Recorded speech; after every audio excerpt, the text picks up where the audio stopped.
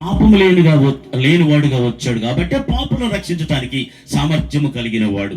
ఆయన పాపము లేనివాడు. 1 పేతురు పత్రిక 2వ అధ్యాయం 22వ వచనం చూడండి ఒకసారి. బైబిల్ తీయగలిగిన వారు తీస్తూ ఉండండి. ఆయన నోట ఏ కపటమును కనబడలేదు, ఆయన పాపము చేయలేదు. హల్లెలూయా. యోహాను సువార్త 8వ అధ్యాయం 46వ వచనంలో యేసుక్రీస్తు ప్రభువారు అన్నారు, నాలో పాపమున్నదని ఎవరు నిరూపిస్తారు అన్నారు.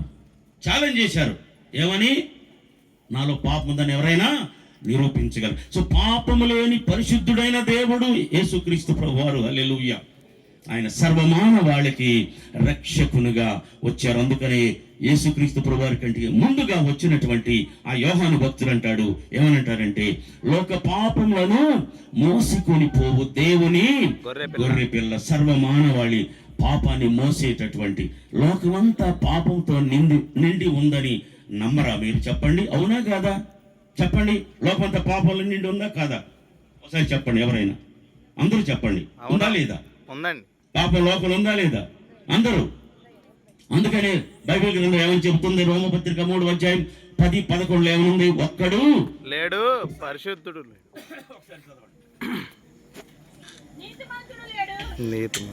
నీతిమంతుడు లేడు, ఒక్కడు లేడు, గ్రహించువాడు ఎవడును లేడు. సో 23 దేవుని వెతుకువాడు ఎవరు లేరు. 23 చదవండి.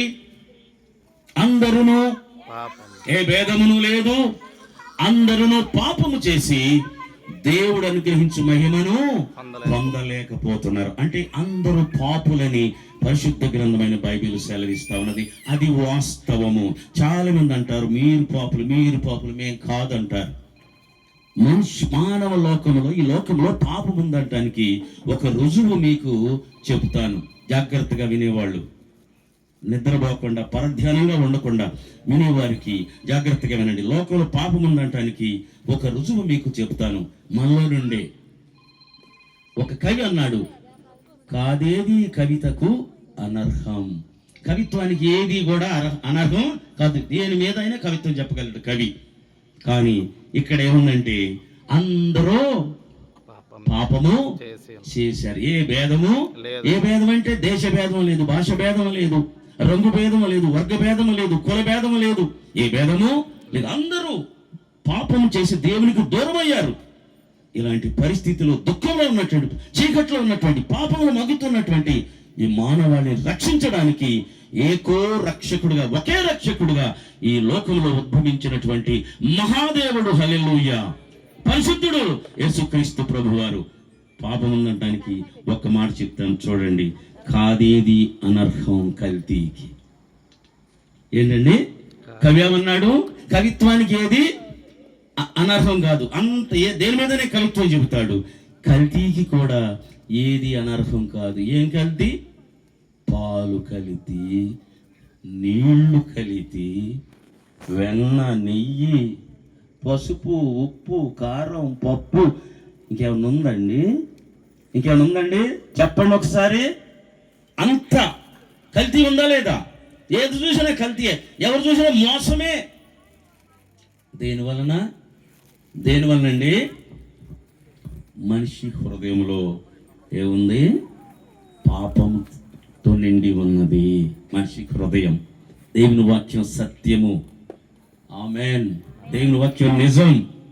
ఒకరినొకరు మోసం చేసుకుంటూ, పాపం చేస్తూ, పాపంలోనే పుట్టి, పాపంలో పెరిగి, పాపంలోనే మరణించడానికి పరుగెత్తుతున్నారు ఈ పరిస్థితి. అందుకనే పరిశుద్ధుడైన దేవుడు, హల్లెలూయా, మానవాళి పాపం నుండి రక్షించడానికి శిలువలో మరణించడం ద్వారా, రక్తం కార్చడం ద్వారా మనల్ని రక్షించడానికి యేసుక్రీస్తు ప్రభువారు ఈ లోకానికి వచ్చారు. 2000 ఆయన నుండే లెక్క ప్రారంభం. ఆమేన్.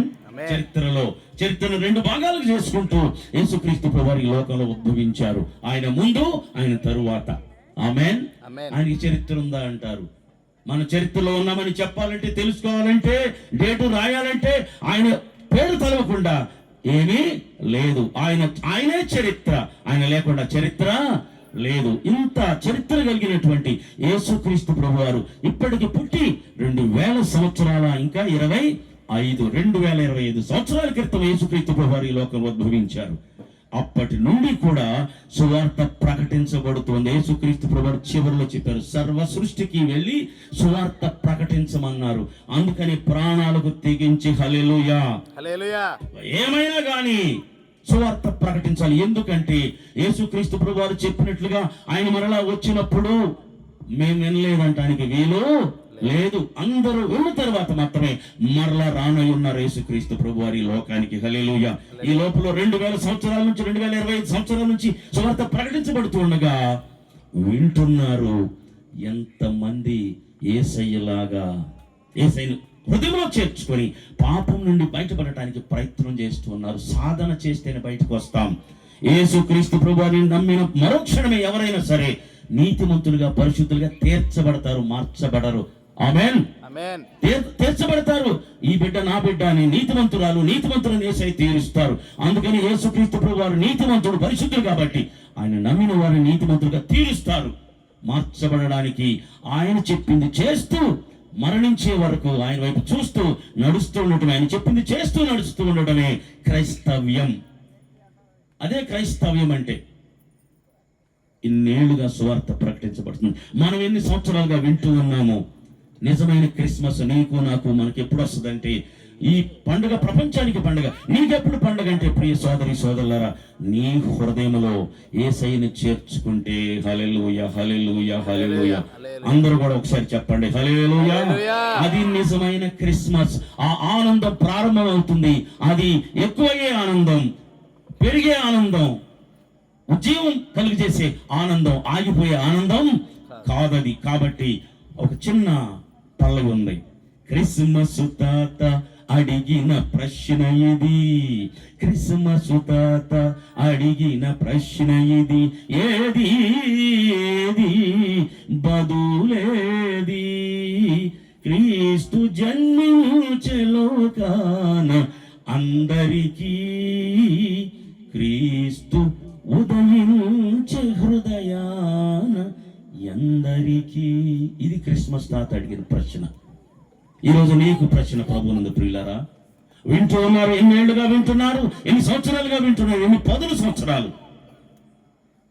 ఒకసారి ఆలోచించండి. ఇక్కడ ఉన్నవారి రాత్రికాల సమయం ఎంతో ప్రయాసపడి మంచులో కూర్చొని వింటున్న ప్రతి ఒక్కరికి, శబ్దం ఎంత ఉందో వింటున్న ప్రతి ఒక్కరికి మనం చేస్తున్నాను. యేసుక్రీస్తు ప్రభువారు మహాదేవుడు, నిజమైన దేవుడు, జీవం కలిగిన దేవుడు.